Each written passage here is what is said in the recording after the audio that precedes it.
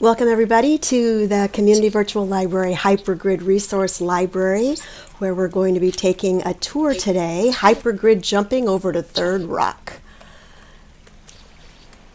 to Wonderland. I'll stand here by the White Rabbit as people are gathering. In the main library building over there, there's some information about hypergridding, and then there's a local teleport, the Black Teleporters. There's a space station where there are portals to different educational regions in OpenSim and, Third Rock. But I wanted to create this little, let's go down the rabbit hole. Okay, so we're going to paste that into our world map, and we'll all meet over at Wonderland. Great, see you there. We find it on the map, and we click teleport. There's Third Rock.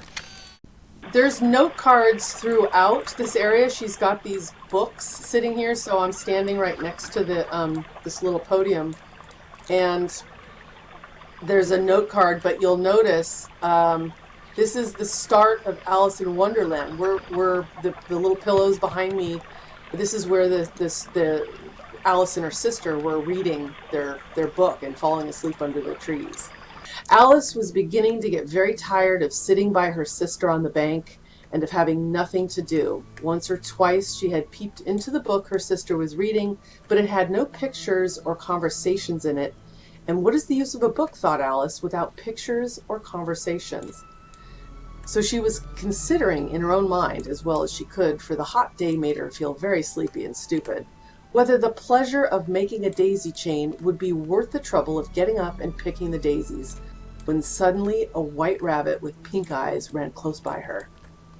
I love, reading that and noticing the daisies planted here, and it's just so evocative to think about stories and literature, and having, the first time I saw this location, I thought, this is so incredible. It's an entire book that's come to life, and it doesn't detract from the fact that we read these books and these stories, but it just it enhances it.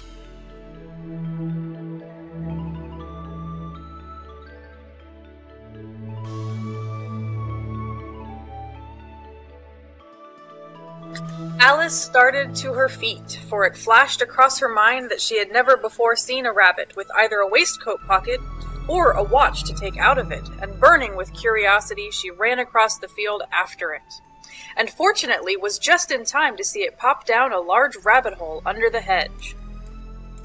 In another moment, down went Alice after it, never once considering how in the world she was to get out again. The rabbit hole went straight on like a tunnel for some way, and then dipped suddenly down, so suddenly that Alice had not a moment to think about stopping herself before she found herself falling down a very deep well.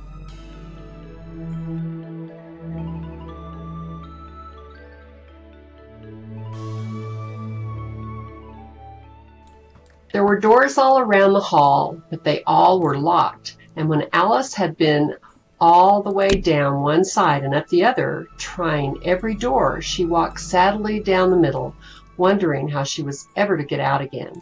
Suddenly she came upon a little three-legged table, all made of solid glass. There was nothing on it except a tiny gold key, and Alice's first thought was that it might belong to one of the doors of the hall. But alas, either the locks were too large or the key was too small. But at any rate, it would not open any of them. However, on the second time round, she came upon a low curtain she had not noticed before, and behind it was a little door about 15 inches high. She tried the little gold key in the lock, and to her great delight, it fitted.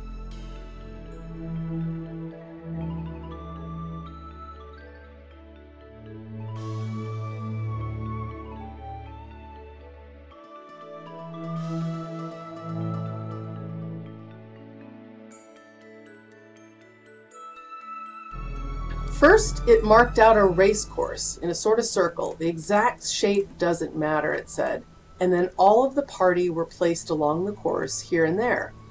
There was no 1, 2, 3 and away, but they began running when they liked and left off when they liked, so that it was not easy to know when the race was over. However, when they had been running half an hour or so and were quite dry again, the dodo suddenly called out, "The race is over!" And they all crowded round it, panting, and asked, "But who has won?"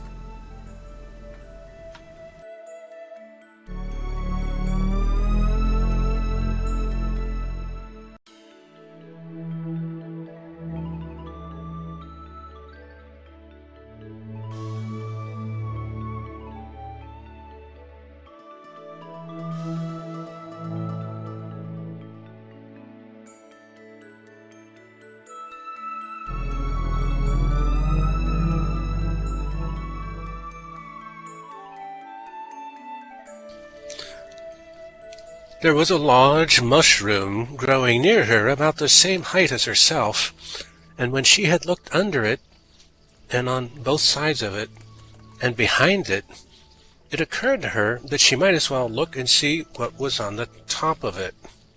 She stretched herself up on tiptoe and peeped over the edge of the mushroom, and her eyes immediately met those of a large caterpillar that was sitting on the top with its arms folded, quietly smoking a long hookah, and taking not the smallest notice of her or of anything else.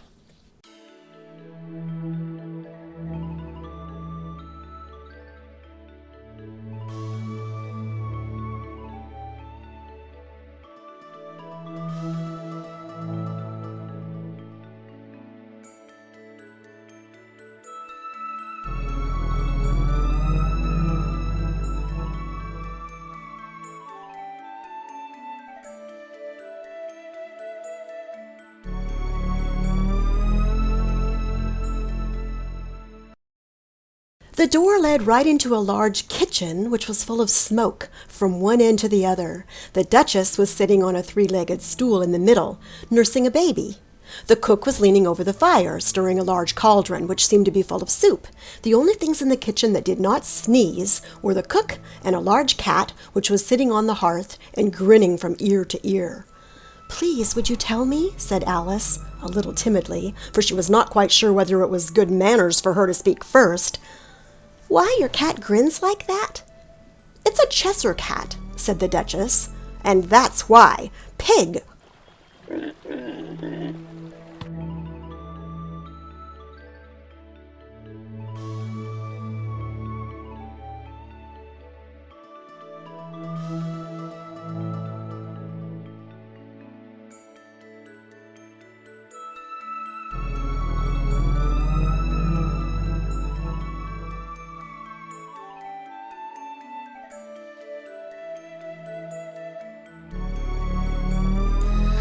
The table was a large one, but the three were all crowded together at one corner of it. "No room, no room," they cried out when they saw Alice coming. "There's plenty of room," said Alice indignantly, and she sat down in a large armchair at one end of the table. "Have some wine," the March Hare said in an encouraging tone. Alice looked all around the table, but there was nothing on it but tea. "I don't see any wine," she remarked.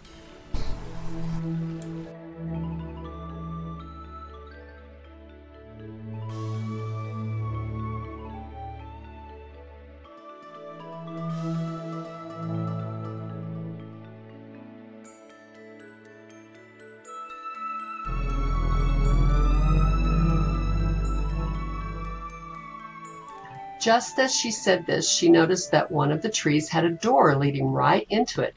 "That's very curious," she thought, "but everything's curious today. I think I may as well go in at once." And in she went. Once more she found herself in the long hall and close to the little glass table. "Now I'll manage better this time," she said to herself, and began by taking the little gold key and unlocking the door that led into the garden.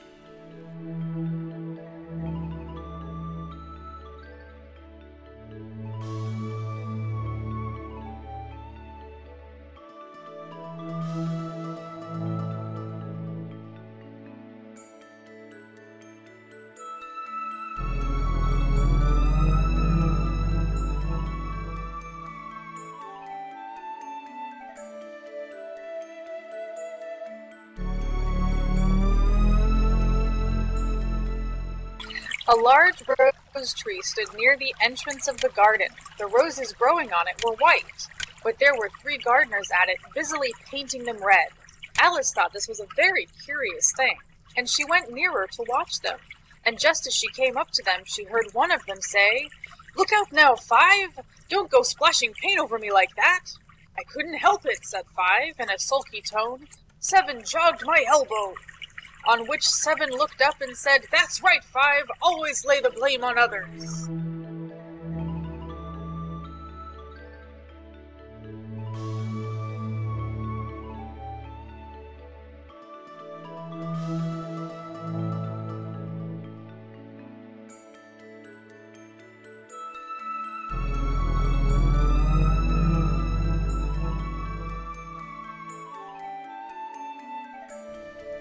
"Get to your places!" shouted the queen in a voice of thunder, and people began running about in all directions, tumbling up against each other.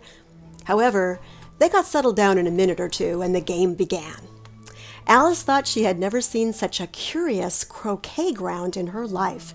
It was all ridges and furrows. The balls were live hedgehogs, the mallets live flamingos, and the soldiers had to double themselves up to stand on their hands and feet to make the arches.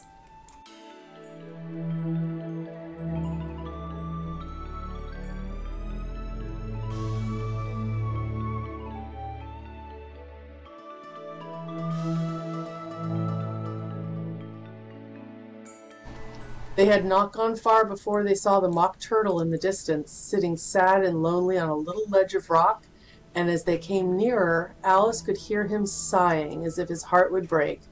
She pitied him deeply. "What is his sorrow?" she asked the griffin, and the griffin answered very nearly in the same words as before, "It's all his fancy. That he hasn't got no sorrow, you know. Come on."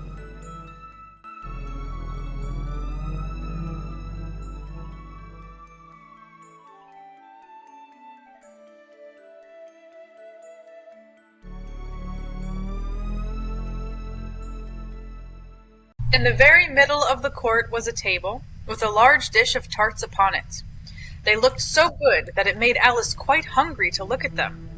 "I wish they'd get the trial done," she thought, "and hand round the refreshments." But there seemed to be no chance of this. So she began looking at everything about her to pass away the time. Alice had never been in a court of justice before, but she had read about them in books, and she was quite pleased to find that she knew the name of nearly everything there.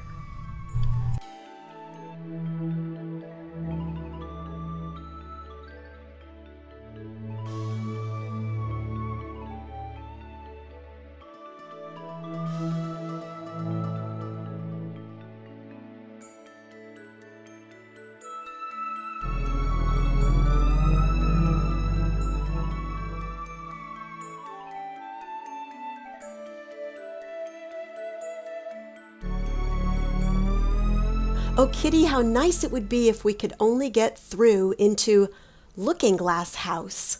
I'm sure it's got, such beautiful things in it. Let's pretend there's a way of getting through into it. Somehow, Kitty. Let's pretend the glass has got all soft like gauze so that we can get through. Why, it's turning into a sort of mist now, I declare. It'll be easy enough to get through." She was up on the chimney piece while she said this, though she hardly knew how she had got there. And certainly the glass was beginning to melt away, just like a bright, silvery mist.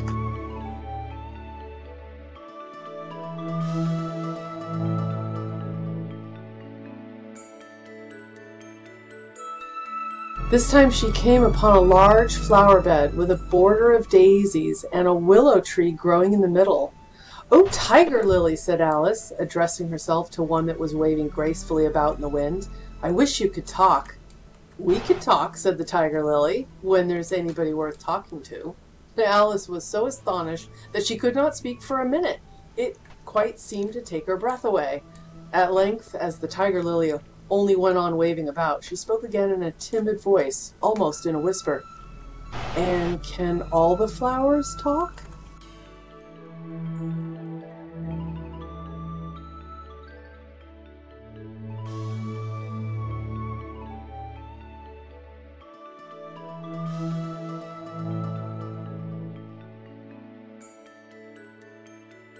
I know what you're thinking about, said Tweedledum, but it isn't so nohow.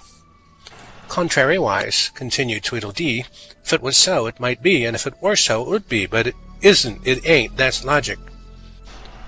I was thinking, Alice said very politely, which is the best way out of this wood? It's getting so dark, would you tell me, please? But the little men only looked at each other and grinned. They looked so exactly like a couple of great schoolboys that Alice couldn't help pointing her finger at Tweedledum and saying, "First boy." "No, how?" Tweedledum cried out briskly.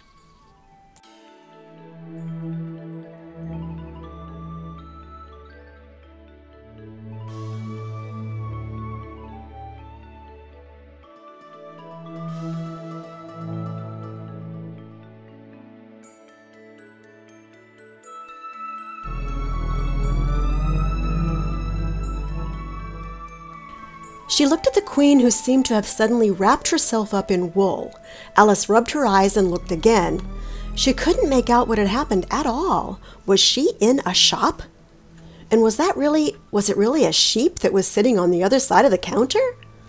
Rub as she could make nothing more of it. She was in a little dark shop, leaning with her elbows on the counter, and opposite to her was an old sheep, sitting in an armchair knitting, and every now and then leaving off to look at her through a great pair of spectacles.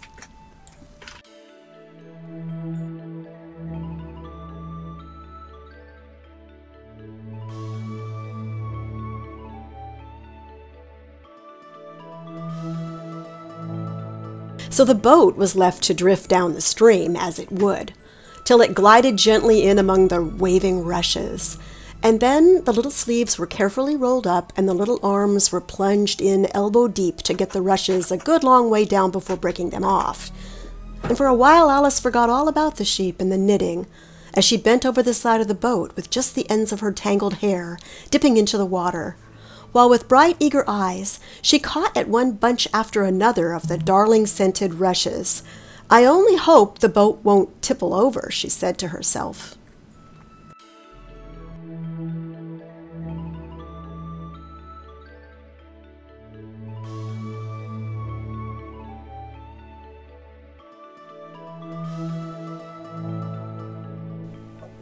"And how exactly like an egg he is," she said aloud, standing with her hands ready to catch him, for she was every moment expecting him to fall. "It's very provoking," Humpty Dumpty said after a long silence, looking away from Alice as he spoke, "to be called an egg. Very." "I said you looked like an egg, sir," Alice gently explained. "And some eggs are very pretty, you know," she added, hoping to turn her remark into sort of a compliment. "Some people," said Humpty Dumpty, looking away from her as usual, "have no more sense than a baby." The lion and the unicorn were fighting for the crown. Lion beat the unicorn all round the town. Some gave them white bread, some gave them brown. Some gave them plum cake and drummed them out of town. "Does the one that wins get the crown?" she asked as well as she could, for the run was putting her quite out of breath. "Dear me, no," said the idea.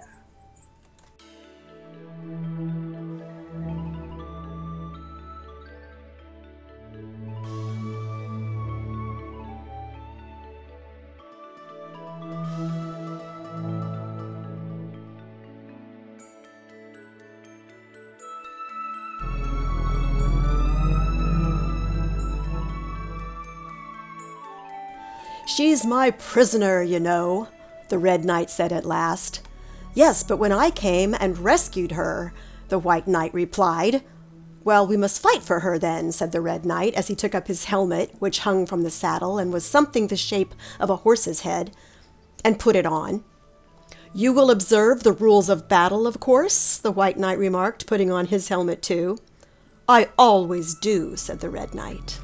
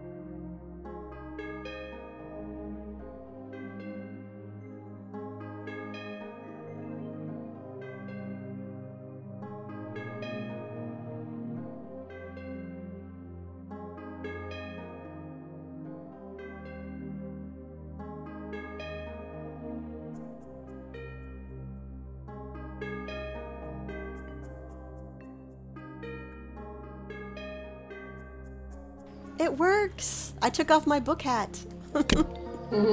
Sue Moon's got hers on. Oh, it's so cool. We've got our Alice in Wonderland crowns.